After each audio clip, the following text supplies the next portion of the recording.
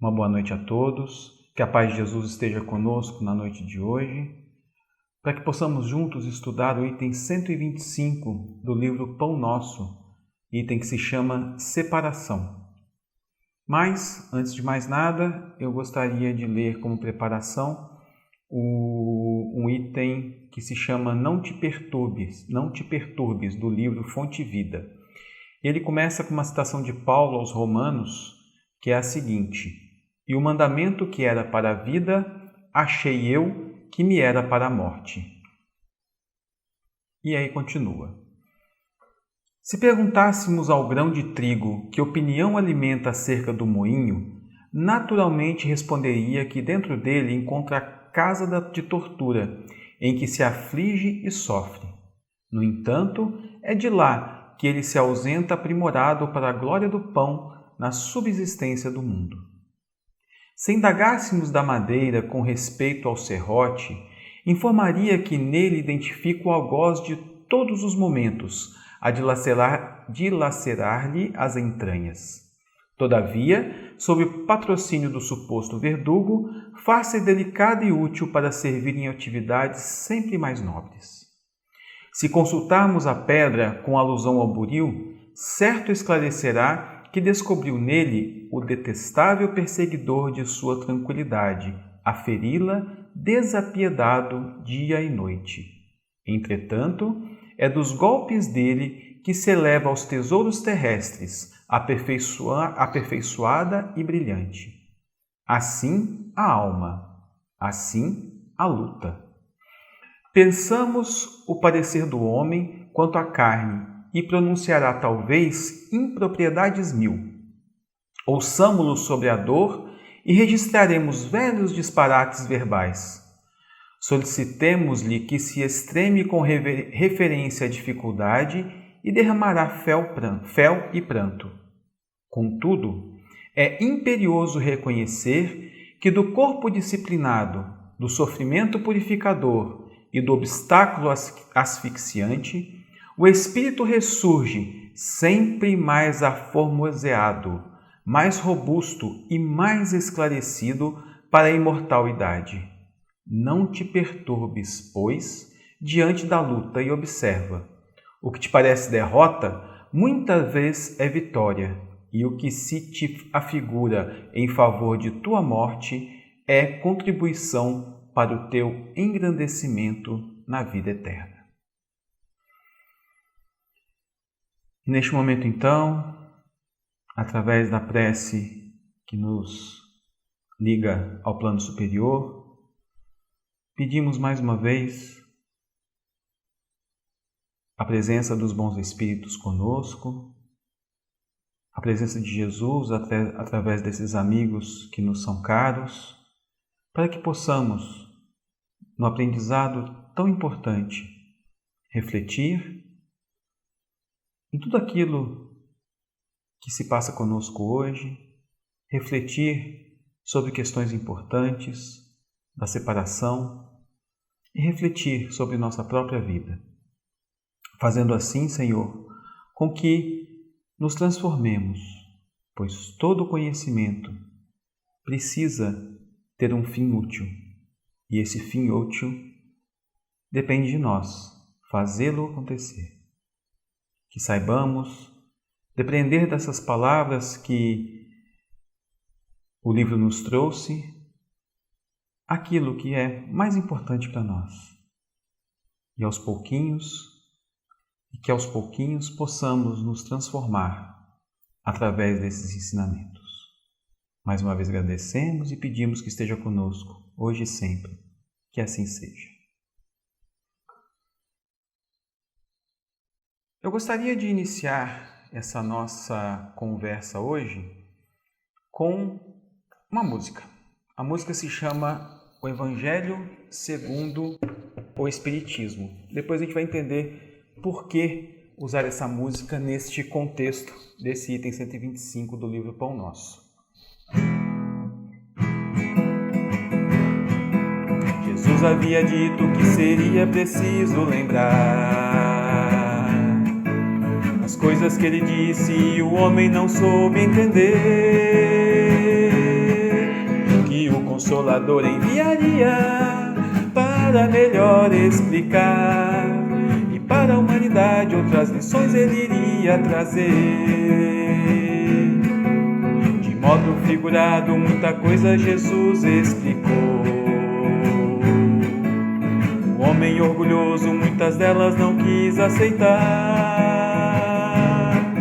Então era preciso que o tempo passasse também e amadurecesse as ideias para ele chegar.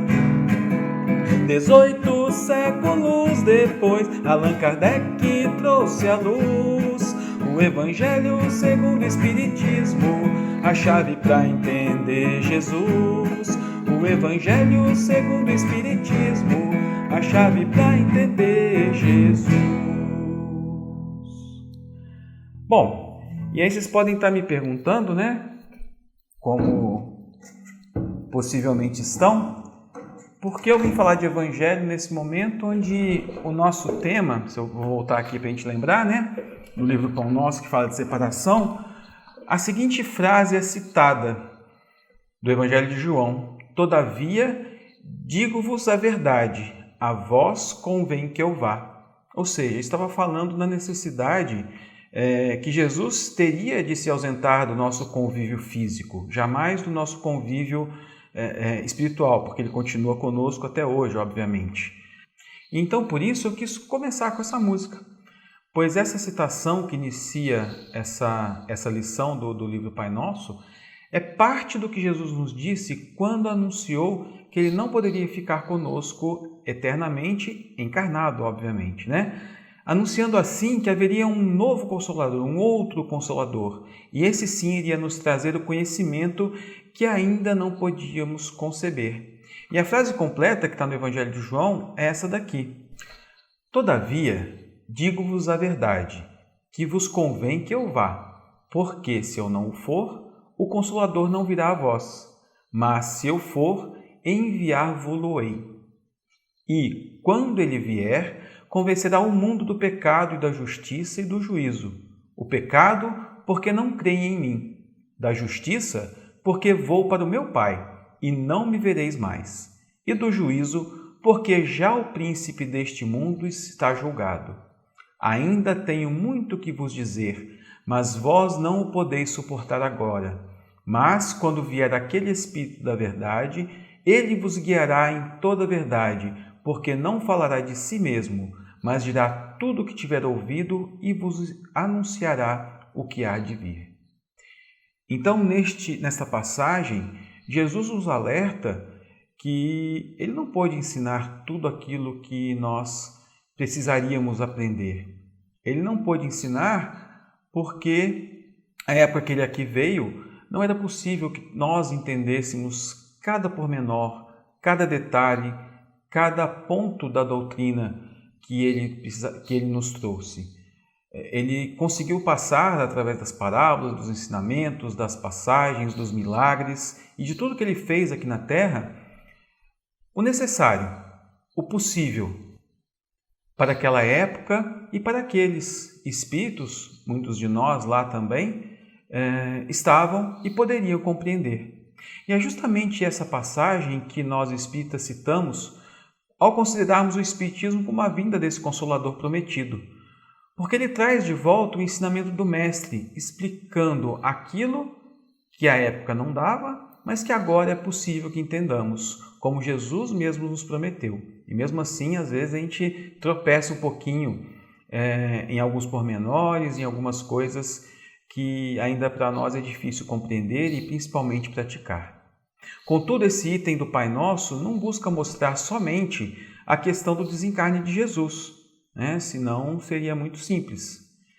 Mesmo que sim, ela lhe faça uma série de ressalvas com relação à necessidade de que Jesus, por óbvio que seja, tivesse que sair do nosso convívio direto após ter trazido a mensagem que era possível naquela época. Jesus conhecia a necessidade de sua partida. E Emmanuel, nesse livro, nesse item do Pai Nosso, nos traz algumas reflexões sobre o que poderia acontecer caso o Mestre tivesse permanecido conosco por um tempo maior ou por muito mais tempo. E Emmanuel cita as seguintes questões. Primeira delas, as multidões terrestres teriam acentuado tendências egoísticas, consolidando-as. Por mais que possa ser incongruente, a presença de Jesus entre nós não necessariamente teria alterado as nossas tendências de forma instantânea. Jesus nos trouxe tudo aquilo que ele podia nos ensinar naquela época, mas, por óbvio, a gente não conseguiu nem interiorizar tudo, quanto menos praticar tudo aquilo que ele nos ensinou. O trabalho dele, como espírito encarnado, já estava feito, já estava terminado, e os frutos só seriam sentidos depois de muitos e muitos anos. Anos esses durante os quais houve sim muitas distorções, muitos erros cometidos ao interpretarmos os seus ensinos. Sejam erros, vamos dizer, mais inocentes, pois havia uma boa intenção. A gente errava, mas com uma boa intenção de talvez ajudar. Mas nem sempre a gente conseguia ajudar e acabávamos prejudicando algumas pessoas. Mas além dos erros inocentes, existiam também os erros pensados, maquinados, orquestrados, para manter o nosso poder frente aos outros que em nós confiavam e acreditavam e faziam aquilo que nós indicássemos a eles. Contudo, essas indicações muitas vezes serviam somente para manter o quê? As nossas próprias regalias, nossos próprios privilégios, estavam totalmente desvinculados daquilo que era a figura excelsa de Jesus. Outro ponto levantado por Emmanuel. Porque o divino amigo havia buscado Lázaro no sepulcro, ninguém mais se resignaria à separação pela morte. Bom, nós já sabemos que Lázaro não havia ainda morrido, mas Jesus o trouxe de volta de um estado letárgico, ainda desconhecido à época. Mas se Jesus podia ressuscitar os vivos, por que haveriam os povos de se contentar menos do que com a vida eterna para todos? Como se resignar à perda de um ente querido? Como não buscar sempre Jesus ou algum de seus discípulos para reviver aquele que me é tão caro? Como ficariam assim as coisas na terra? Quem iria aceitar a morte quando havia Jesus para ressuscitar quem quer que seja? Outro tópico trazido por Emmanuel. Por se haverem limpado alguns leprosos, ninguém aceitaria de futuro a cooperação proveitosa das moléstias físicas. Todos nós sabemos, ou devemos lembrar, da importância das doenças, das dificuldades, para os resgates que são tão necessários para a nossa evolução. Se todos pudessem ter suas enfermidades curadas por Jesus, onde estaria o mérito daqueles que estariam se curando sem realmente resgatar as necessidades que a doença estava lhes proporcionando? Se bem que devemos lembrar também que os curados por Jesus também tinham seu merecimento e também tinha uma tarefa a ser feita após a cura: vá e não peques mais. Estavam ali para prestar testemunho do que Jesus podia fazer. E, na verdade, não somente Jesus, pois nós também poderíamos fazer caso tivéssemos a fé que Jesus possuía. Ou quando tivermos, e não caso tivéssemos, porque um dia teremos. Devemos, então, bem dizer a doença, buscar entender o que estamos aprendendo com ela e, principalmente, o que faremos diferente a partir dela. Pois se a doença nos traz algo que é importante que aprendamos, a cura da doença de verdade só virá com esse aprendizado e a nossa transformação íntima, a nossa transformação moral. E aí, continuando no texto do livro Pão Nosso, ele comenta para a gente: o mestre precisava ausentar-se para que o esforço de cada um se fizesse visível no plano divino da obra mundial. De outro modo, seria perpetuar a indolência de uns e o egoísmo dos outros. Pensemos aqui um pouco o que acontece com a nossa vida. É comum que tenhamos em vários momentos alguém que nos conduz, alguém que nos orienta e nos dá a fortaleza necessária para que possamos seguir. Mas essa pessoa precisa se afastar invariavelmente em algum momento. Seja um pai, uma mãe que nos educa, nos ensina, mas que em algum momento precisará se afastar de nós, pois precisamos crescer. E quando estivermos sem nossos pais, nossas mães do ladinho da gente para nos ajudar em qualquer decisão, precisaremos lembrar dos ensinamentos que eles nos deram, o que é certo, o que é errado, para podermos tomar as nossas próprias decisões. Um professor que nos ensina, nos orienta, mas que também um dia vai ter que se afastar, pois precisaremos buscar nosso próprio conhecimento, nosso próprio caminho. Da mesma forma que nossos pais, nossos mestres, nossos amigos, às vezes, não estarão conosco todo o tempo, Jesus também continua ao nosso lado, nos inspirando, nos amparando, mas não poderia ficar fisicamente ao nosso lado eternamente. É necessário que saibamos traduzir os ensinamentos que Ele nos trouxe em ações próprias, pois só assim teremos as condições de prosseguir e evoluir pelos nossos próprios méritos. E assim estaremos crescendo, assim estaremos evoluindo, sempre lembrando dos ensinamentos que Ele nos deixou, mas não necessariamente com a presença física ao nosso lado, como Ele esteve aqui naquele curto período de tempo onde estava encarnado conosco. E Emmanuel continua nas considerações deste item, nos lembrando que desde sempre, sob diferentes aspectos, se repete diariamente a necessidade de convivermos com a separação.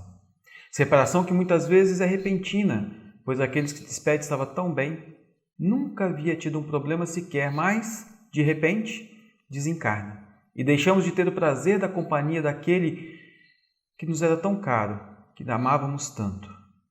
Situação que com certeza se agravou desde o início dessa pandemia, que vem ceifar vidas de pessoas próximas e que nos fazem tanta falta. Perdem-se esposas, amigos, filhos, maridos, uma rapidez que a gente não estava acostumado. O sofrimento da separação, da distância, a perplexidade da perda e a saudade daqueles que se foram. Contudo, devemos lembrar que a vida continua, tanto para aqueles que ficaram e precisaram buscar meios de aplacar a dor que ficou, quanto para aqueles outros que, ao desencarnar, deixaram nossa convivência, mas continuam vivos, sim, vivos. E da mesma forma que os que partiram precisarão retomar as suas próprias vidas, aqueles que ficaram também precisarão rever as próprias, o que poderá trazer renovação, tanto para uns quanto para outros. A nova vida para os que partiram é a vida no mundo espiritual, onde poderão continuar trabalhando, aprendendo e evoluindo. A nova vida para os que ficam é manter o firme propósito de bem viver, no sentido de buscar se modificar, buscar aprender cada vez mais e, principalmente, buscar reverter seus defeitos em virtudes, de forma que consigam, ao fazer o caminho de volta à pátria espiritual, serem merecedores de se juntar àqueles que tanto amam e que não deixaram de existir. E dessa forma, a separação será somente temporária, fruto de uma lei que nos lembra que somos espíritos imortais, que foram criados por Deus para poderem aprender, errar e acertar, mas sempre buscando o seu aperfeiçoamento moral. E lembrando então que lemos lá no comecinho, na nossa preparação do livro Fonte Viva, que fala o seguinte, relembrando: o que te parece derrota, muita vez é vitória, e o que se te afigura em favor da tua morte é contribuição para o teu engrandecimento na vida eterna. Então a gente precisa entender que às vezes algo que nos acontece e parece ser o fim da vida, pode nos auxiliar a transformar a nossa própria vida, nos trazendo novas possibilidades, novos rumos, novas conquistas, novas oportunidades. E é isso que precisamos buscar, rever a nossa vida a partir do que nos acontece hoje. Então, se a nossa separação é de algum ente querido que desencarnou, saibamos refazer a nossa vida, sabendo que apesar da ausência física, poderemos estar juntos depois novamente. Apesar da ausência física, ele não morreu e ele pode estar junto de nós em pensamento, em encontros no mundo espiritual, que possamos matar essa saudade. E afinal de contas, o que é morrer? Todos nós sabemos que de verdade a separação não existe. Fisicamente sim, e dói, e essa dor precisa ser bem vivida para que possamos deixar essa dor para trás o mais rápido possível, lembrando da necessidade de continuarmos vivendo da melhor maneira possível, porque é isso que o nosso ente querido quer quando se separa de nós. E é isso que nós vamos querer que os nossos entes queridos que ficarem aqui na Terra, se nós desencarnarmos, também vão querer, porque isso nos vai dar tranquilidade, isso nos vai dar a possibilidade de continuar a nossa vida também no mundo espiritual. E aí eu queria trazer uma música que é de um poema de Alta de Souza, que vai nos ajudar a entender um pouquinho a beleza do desencarne, se a gente souber entendê-lo dessa forma. E a música se chama Quebrando Laços.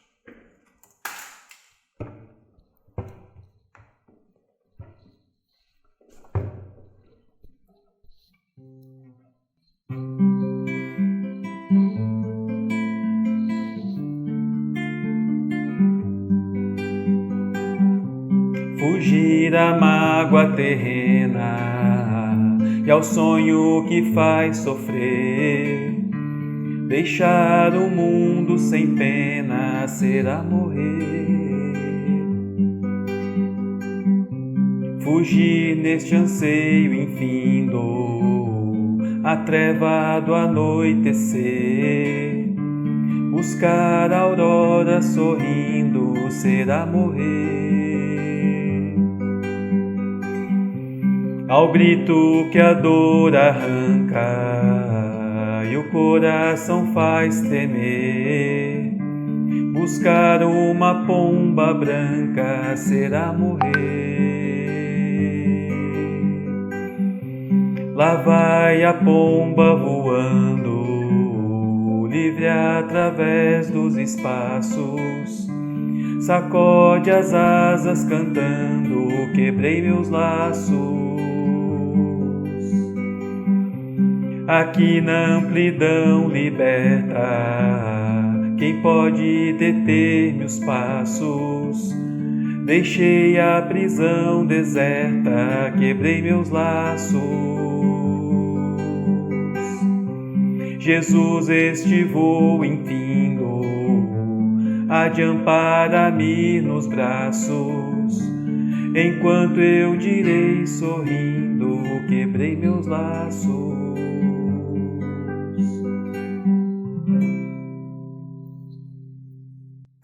Recordemos então a presente passagem do Evangelho, quando a separação nos faça chorar, porque se a morte do corpo é renovação para quem parte, é também vida para os que ficam.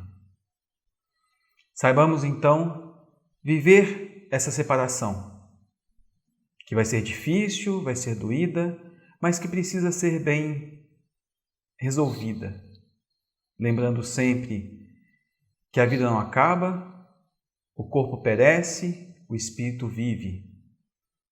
E essa separação é temporária. E poderemos juntos estar novamente muito em breve.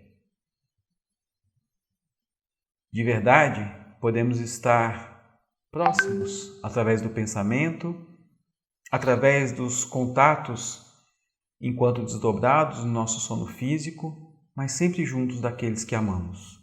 Porque Deus, em sua misericórdia infinita, nos proporcionou isso quando determinou ou quando nos criou seres imortais. E agora, para terminar, faremos a nossa prece, já nos despedindo e agradecendo a oportunidade mais uma vez, e que todos estejam em paz nessa noite.